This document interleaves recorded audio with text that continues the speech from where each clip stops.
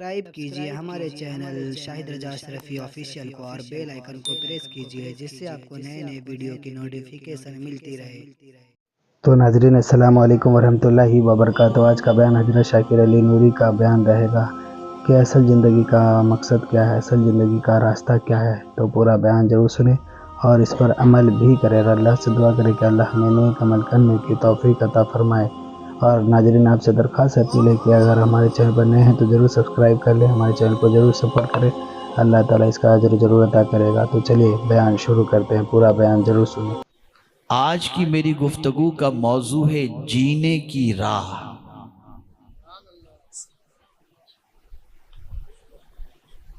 इस्लाम जीने की राह बताता है। ये नहीं कि सिर्फ नमाज के बारे में बता दिया और बस, रोजे के बारे में बता दिया और बस, ज़कात के बारे में बता दिया और बस।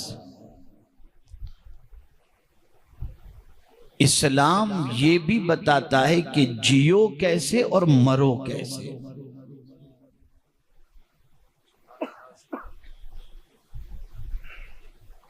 उसी जीने की राह के अंदर रहनुमाई करती हुई एक अजीम आये करीमा की तिलावत का मैंने आपके सामने शर्फ हासिल किया कि दुनिया में जिया कैसे जाए। और सहाबाए किराम अलैहिमुर्रिदवान की कामयाबी ये थी और कामयाबी का सबब ये था कि वो जीने की राह कुरान से तलाश करते थे, सिर्फ इबादत का रास्ता कुरान से नहीं ढूंढते थे। और अगर जीते थे कुरान की गाइडलाइन पर तो उनका चलना फिरना भी इबादत में शामिल हो जाता था।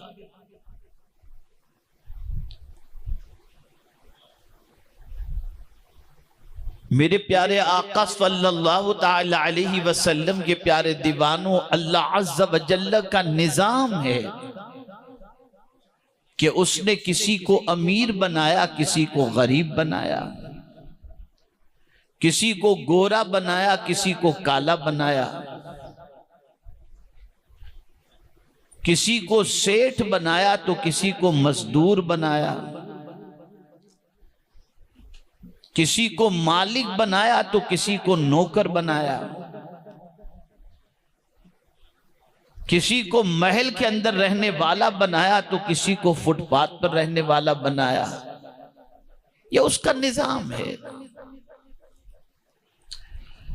लेकिन सेठ को नौकर के साथ कैसे पेश आना चाहिए यह तरीका भी कुरान ने बताया।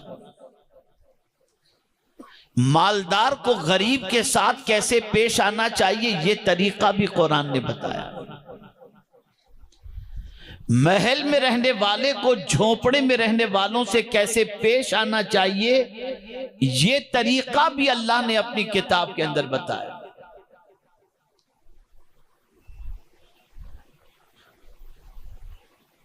आज मुआशरे की सिचुएशन इतनी खराब हो चुकी है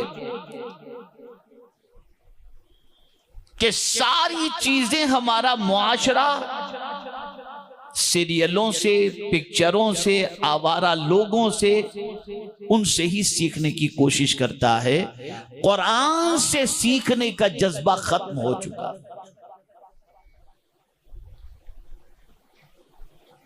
वो क्या चीज है जिसके बारे में अल्लाह ने अपनी किताब के अंदर बयान न किया हो।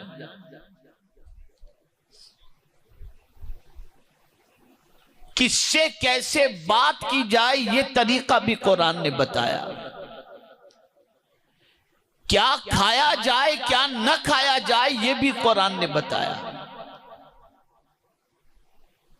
और खुद पैगंबर रहमत सल्लल्लाहु ताला अलैहि वसल्लम ने अपने किरदारो अमल के जरिए भी बता दिया कि कुरान पर अमल कैसे किया जाता है और कैसे किया जाना चाहिए। अब आज सिर्फ एक आयत को समझना नहीं है, तवज्जो चाहूंगा, सिर्फ समझना नहीं है, सिर्फ सुनना नहीं है, बल्कि आज से इस आयत पर अमल की प्रैक्टिस करना है। अगर इस प्रैक्टिस के अंदर आप सक्सेस हो गए तो फिर दुनिया की कोई ताकत गिरा नहीं सकती।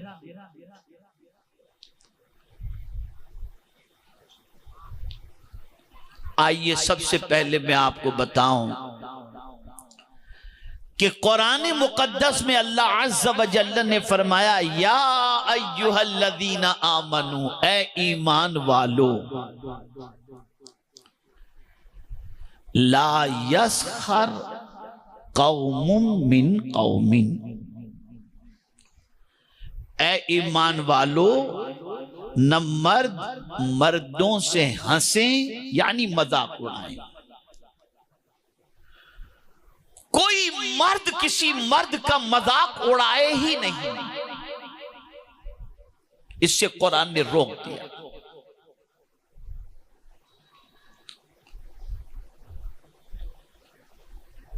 और ज्यादातर मजाक वो उड़ाता है जो खुद को कुछ समझता है और सामने वाले को कुछ नहीं समझता। कभी आप नहीं देखेंगे कि जो बहुत कुछ समझा जाता हो उसका दुनिया उसके सामने मजाक उड़ाए, लेकिन हमेशा आप देखेंगे कि इंसान मजाक कमजोर का उड़ाता है। और मुझे यहां पर मेरे एक साथी का वाकया याद आता है, मैं उसके हवाले से बताऊं। सफर हज में वो मेरे साथ थे, हाफिज जाहिर शाह, नाबीना थे, नाबीना है वो, मुझे नहीं मालूम अब वो साथी बकायदे हयात हैं या नहीं, मुबल्लिग थे तहरीक के। उनके वालिद, उनकी वालिदा और उनकी बहन, ये तीनों सफर हज में हमारे साथ थे।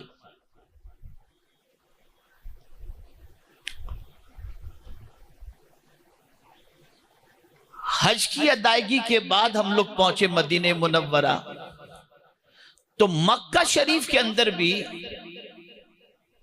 जिन लोगों के कमरे में हाफिज जाहिर शाह के वालिद रहते थे, जो बहुत सीधे थे, बहुत सिंपल थे, दौलत के एतबार से अल्लाह ने नवाजा जरूर था, लेकिन रहना सहना बड़ा सिंपल था और भोले भाले थे, तो पूरे कमरे वाले उनका मजाक उड़ाते थे। अब मजाक का अंदाज आपको समझा दूं क्या होता था। क्या चचा कैसे हो, बस इस तरीके से जो आम अंदाज होता है, हल्का समझकर मजाक उड़ रहा है। वो बेचारे बर्दाश्त करते थे, कुछ नहीं कहते थे, वो भी हंस के टाल देते थे। सफर हज मुकम्मल हुआ, मक्का मुकर्रमा का कयाम मुकम्मल हुआ, फिर निकले हम लोग मदीने मुनव्वरा के लिए। मेरी वालिदा, मेरी अहलिया, वो भी दोनों साथ में थी मेरे सफर में, हज के सफर में। जब मदीने मुनव्वरा पहुंचे तो फिर वही हाल, टूर वाले ने उनको जिस कमरे के अंदर रखा था तो वहां उनका मजाक उड़ाया जा रहा था, बराबर मजाक उड़ाया जा रहा था। इत्तेफाक से गालिबन जुमेरात को हाफिज जाहिर शाह के वालिद जन्नतुल बकी तशरीफ ले गए, और जन्नतुल बकी में एक मजार के करीब खड़े होकर, एक बुजुर्ग के मजार के करीब खड़े होकर यूं गुंबद खदरा को देखा, फिर मजार को देखा और कहा, यार ये जगह कितनी अच्छी है। तवज्जो चाहूंगा, ये जगह कितनी अच्छी है कि यहां से साफ गुंबद खदरा नजर आता है। ये कहकर वो आ गए कमरे की तरफ।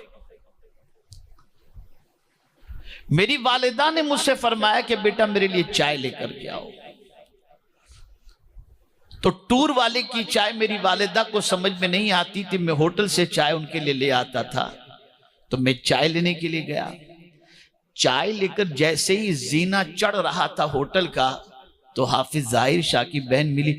हजरत मेरे अब्बा को कुछ हो गया, आप जल्दी चलो। मैं जल्दी से भागा, चाय वालिदा को दिया, उनके वालिद तक पहुंचा तो देखा तो उनकी तबीयत एकदम सीरियस। मेरे दोस्त को मैंने फोन किया जो मदीने शरीफ में रहते थे, वो आए जैसे ही गाड़ी में उनको रखा, उनकी रूह परवास कर गई। तवज्जो चाहूंगा, उनकी रूह परवास कर गई। उसके बाद जब दफन करने का वक्त आया तो वही जगह मिली जहां से खड़े रहकर उन्होंने कहा था कि कितनी अच्छी ये जगह है, यहां से गुंबद खतरा नजर आ रहा है।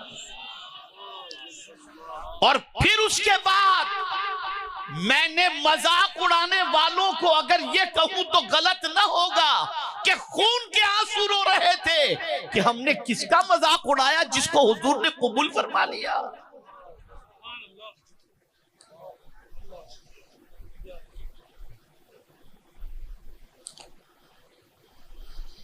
कुरान ने मना किया, मत मजाक उड़ाओ। और फिर वाज़े तौर पर फरमाया, आसा अन यकूनु खैरा, हो सकता है जिसका तुम मजाक उड़ा रहे हो अल्लाह के नजदीक उसका मकाम तुमसे बहुत बेहतर हो। यह है कुरान की तालीम। अगर मालदार हो तो गरीब का मजाक मत उड़ाओ, साहिबे इल्म हो तो जाहिल का मजाक मत उड़ाओ, ताकतवर हो तो कमजोर का मजाक मत उड़ाओ, महलों में रहते हो तो झोपड़पट्टी में रहने वालों का मजाक मत उड़ाओ।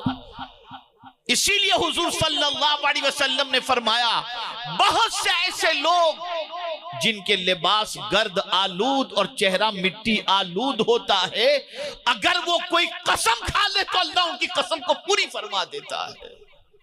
हकीर किसी को मत समझो, हकीर किसी को मत समझो,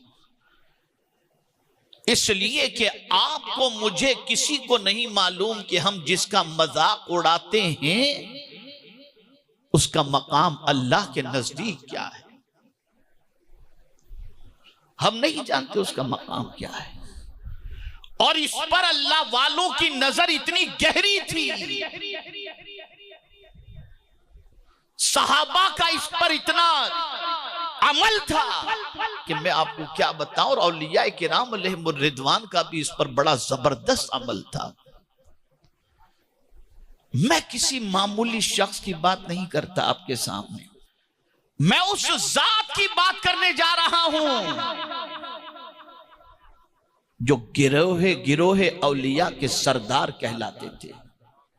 सय्यदुत ताइफा हजरत जुनैद बगदादी रदी अल्लाह ताला अन्हु। ये किसी ऑर्डिनरी शख्स का नाम नहीं है, ये अल्लाह के बहुत अजीम बरगुजीदा बंदे का नाम है।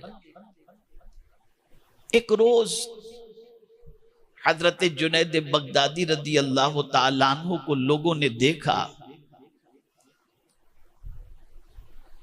कि एक कुत्ते को रोटी खिला रहे, खाना खिला रहे हैं।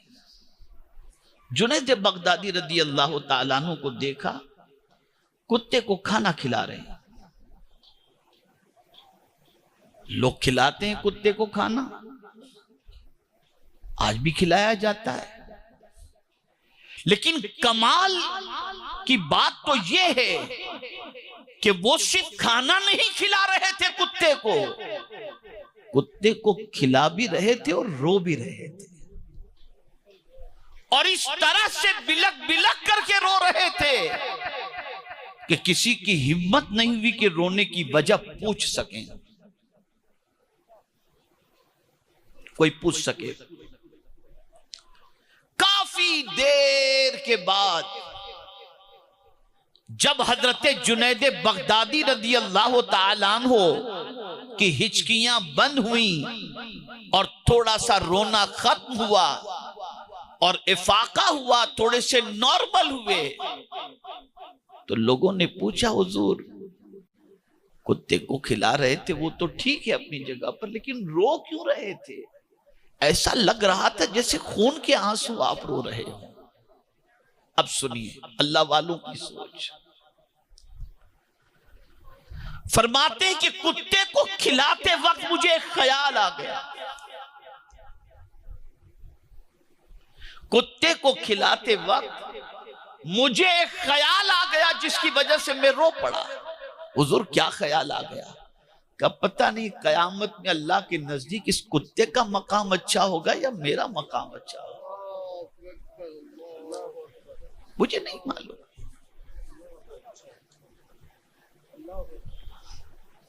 आप जरा सोचो, हम यहां बेहतर होने की फिक्र करते हैं कि यहां हम दुनिया में बेहतर हो, अल्लाह वालों की फिक्र हमेशा ये होती यहां कुछ भी हो आखिरत में बेहतर हो जाए। उधर की फिक्र करते थे। पता नहीं कयामत में इस कुत्ते की पोजीशन मुझसे बेहतर होगी या मेरी पोजीशन, इस तसव्वुर से मैं रो रहा हूं।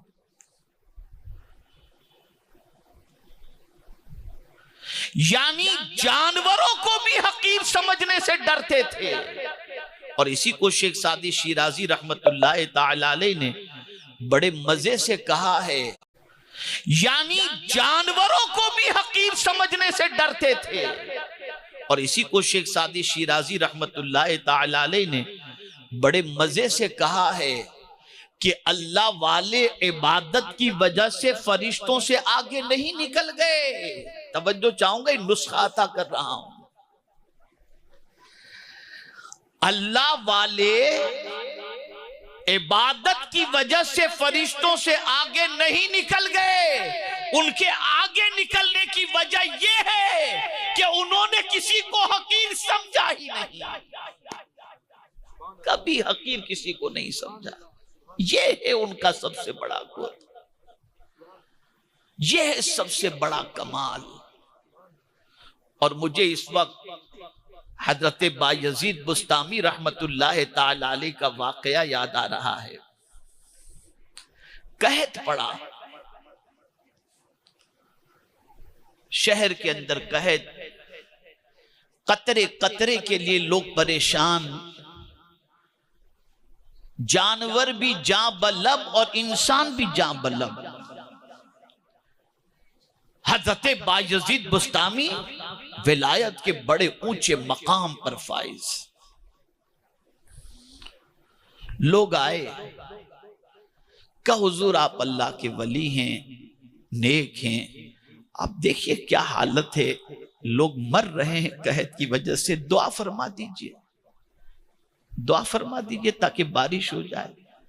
आप लब हिलाएंगे काम हो जाएगा, बारान रहमत का नुज़ूल होगा।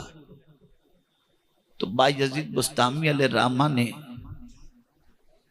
दुआ की गुजारिश करने वाले से फरमाया, ये बता बारिश रुकती कब है, कहत पड़ता कब है? उसने कहा जब गुनाह ज्यादा हो जाएं, बुराइयां ज्यादा हो जाएं तो बारिश रुक जाती है। तो फरमाया सुन, मैं ये शहर छोड़ के चला जाता हूं, इसलिए कि मुझसे बड़ा इस शहर में कोई गुनहगार मुझे नजर ही नहीं आता। मैं जैसे ही शहर छोड़ूंगा बारिश नाजिल हो जाएगी, इसलिए कि मुझसे बड़ा कोई दूसरा पापी है ही नहीं शहर में। ये कहते हुए शहर से निकल गए शहर से।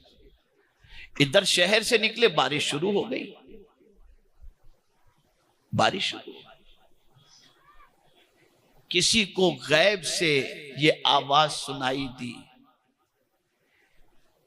कि ये न समझना कि मेरे बंदे बायजीद के गुनहगार होने की वजह से, उसका शहर छोड़ देने की वजह से मैंने बारिश नाजिल की। अरे बारिश के नुज़ूल की वजह यह है कि मेरे बायजीद ने इतनी इबादत के बावजूद खुद को गुनहगार समझा, इसकी आजिज़ी मुझे इतनी पसंद आई कि मैंने बारिश को नाजिल फरमा दिया। ये है मसला सबसे। हम कुछ न होकर कुछ समझते हैं और अल्लाह वाले बहुत कुछ होकर कुछ नहीं समझते, कुछ नहीं समझते थे खुद को। सिवाय इसके कि हम अल्लाह के गुनहगार बंदे। मैं तो जब आला हजरत अजीमुल बरकत इमाम इश्को मोहब्बत की दस्तखत देखता हूं तो मेरी आंख दंग रह जाती है। लिखते थे अब्दुल मुज़नब, उसका गुनहगार बंदा। वो जो मुजद्दिद है वो भी दस्तखत करता है तो ये लिखता है कि उसका गुनहगार बंदा। और हम पता नहीं खुद को क्या समझे हैं, किस खत में सवार हैं, क्या क्या जहन बनाए हुए हैं। अगर तहज्जुद के पाबंद बन जाएं, चंद औराद व वज़ाइफ के पाबंद बन जाएं और चंद हज कर लें, चंद उम्रा कर लें, हफ्ते में कुरान शरीफ खत्म कर लें, तो हम समझते हैं हमसे बड़ा कोई दूसरा है ही नहीं और सामने वाले को सिवाय हकीर समझने के, जलील समझने के कुछ नहीं समझते।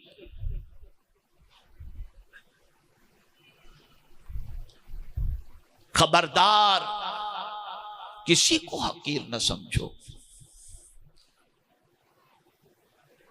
जहां किसी पर हिकारत की नजर पड़ी, बस वो बंदा अल्लाह की नजर से गिर गया, अल्लाह की नजर से गिर गया। अब आइए थोड़ा सा समझे, मौला अली की बारगाह में चलते हैं, जहां पर सारे सिलसिले जाकर के खत्म हो जाते हैं।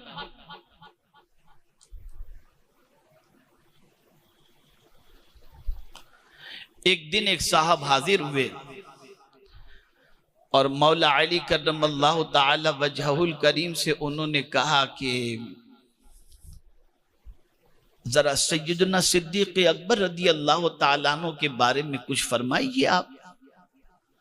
अब जब वो बोलना शुरू किए सिद्दीक अकबर के बारे में तो इतनी तारीफ, इतनी तारीफ, इतनी तारीफ, इतनी तारीफ कि अर्ज करने वाला सोचता है कि मौला अली सिद्दीक अकबर की इतनी तारीफ कर रहे हैं।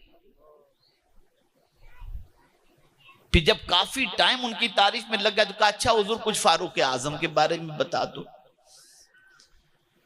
अब लगे फारूक आजम की तारीफ करने, इतनी तारीफ कि उसमें भी वक्त काफी चला गया।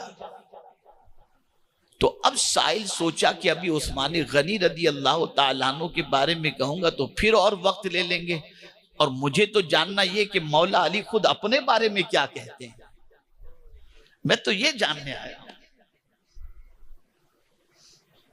अब मौला अली से उसने पूछा हुजूर चलिए सबके बारे में तो आपने बता दिया, बड़ी तारीफ आपने की, अपने बारे में भी कुछ बताइए कि आप क्या हैं।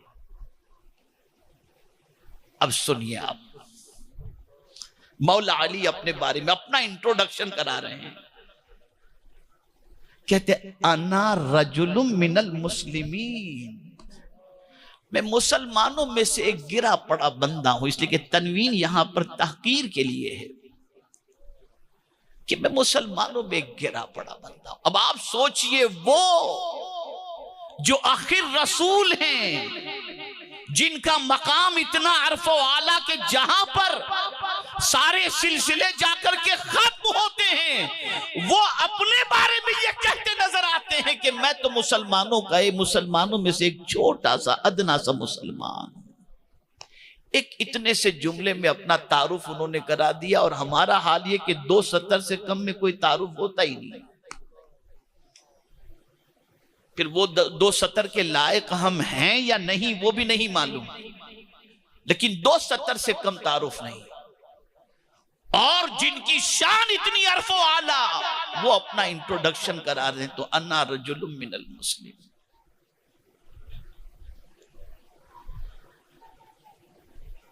बहुत कुछ होकर खुद को कुछ न समझना, यह है कमाल की बात, और यही अल्लाह को बहुत पसंद है। इसीलिए शेख सादी शिराजी अलैहि रहमा फरमाते हैं कि छोटों को कभी कभी अल्लाह इतना बड़ा मकाम अता कर देता है कि बड़े भी उस मकाम तक नहीं पहुंच सकते। अब शेख सादी अगर कहें तो उनका कहने का अंदाज भी ऐसे ही हिकमत भरी बातें फरमाते कि आंख की पुतली इतनी सी है, छोटी सी, लेकिन वो यहां से आसमान तक देख लेती है, और हाथ इतना बड़ा कुछ नहीं देख सकता। हाथ इतना बड़ा कुछ नहीं देख सकता, लेकिन ये छोटी सी पुतली आसमान को देख लेती है। और फरमाते पहाड़ों में सबसे छोटा पहाड़ तूर, लेकिन ये तूर छोटा है।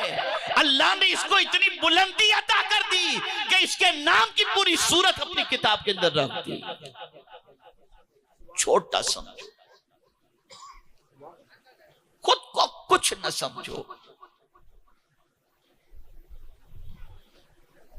जहां किसी को हकीर समझा कि बस वहीं से गिरावट शुरू हो जाती है। जीने की राह यह है, खबरदार किसी मुसलमान को कमतर और खुद को बेहतर समझने की कोशिश नहीं करनी चाहिए। और आज ये खास तौर पर बला सरमाएदारों के अंदर पाई जाती है। गरीब को सलाम करना भी, अरे ये और मेरे सलाम का, उसको मैं सलाम,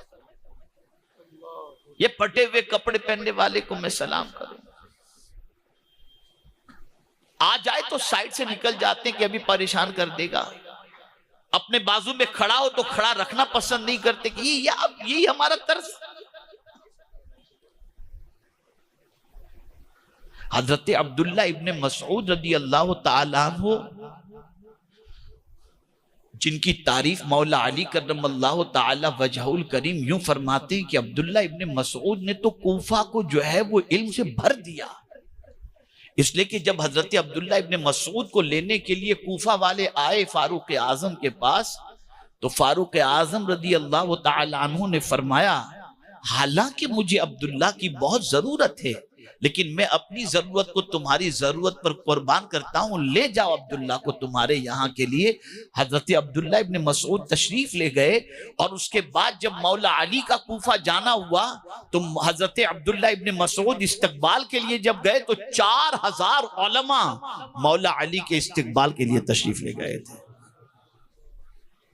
तो जब मौला अली ने देखा तो फरमाया, अब्दुल्ला तुमने तो पूरे कूफे को इल्म से भर दिया है, अब उनका कौल सुनिए। कौन? हजरत अब्दुल्ला इब्ने मसऊद, जिनसे हुजूर कुरान सुना करते थे। हुजूर जिनसे कुरान सुनते थे वो हजरत अब्दुल्ला इब्ने मसऊद। फरमाते हैं कि मैं डरता हूं, तवज्जो चाहूंगा, मेरे मदारिस के असातिज़ा यहाँ जितने बैठे, मेरी इस्लाह की गरज से मैं अर्ज करना चाहूंगा, थोड़ा सा देखें और सोच देखें अल्लाह वालों की और सहाबी रसूल की। हजरत अब्दुल्ला इब्ने मसऊद रज़ी अल्लाह ताला अन्हु फरमाते हैं, मैं किसी को कुत्ता कहने से डरता हूं कि कहीं अल्लाह मुझे कुत्ता न बना दे।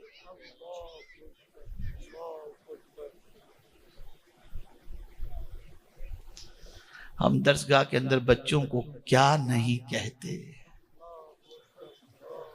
क्या नहीं कहते, जरा सोचें।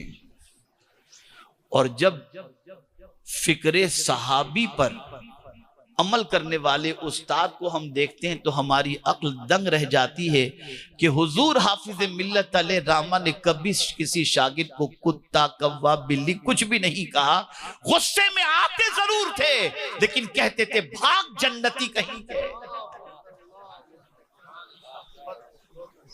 गुस्सा भी निकल जाता था और दुआ भी मिल जाया करती थी। नजर कुरान पर थी, नजर हदीस पर थी, हमारी नजर उधर नहीं है। नाजरीन, वीडियो अगर अच्छी लगी हो तो जरूर वीडियो को लाइक करें, और हमारे चैनल पर अगर नए हैं तो जरूर सब्सक्राइब करें, और अल्लाह से दुआ करें कि अल्लाह हमें नेक अमल करने की तौफीक अता फरमाए। हर बला मुसीबतों से, परेशानियों से, आफतों से, बीमारियों से हिफाजत फरमाए। इस माह रमजान के सदक़े दो फैल से सारी परेशानियों को दूर अता करें। तो चलिए नाजरीन, मिलते हैं अगली वीडियो में, तब तक के लिए अस्सलामु अलैकुम वरहमतुल्लाहि वबरकातुहू। वीडियो अच्छी लगे तो हमारे वीडियो को लाइक करें और हमारे चैनल को सब्सक्राइब करें। शुक्रिया।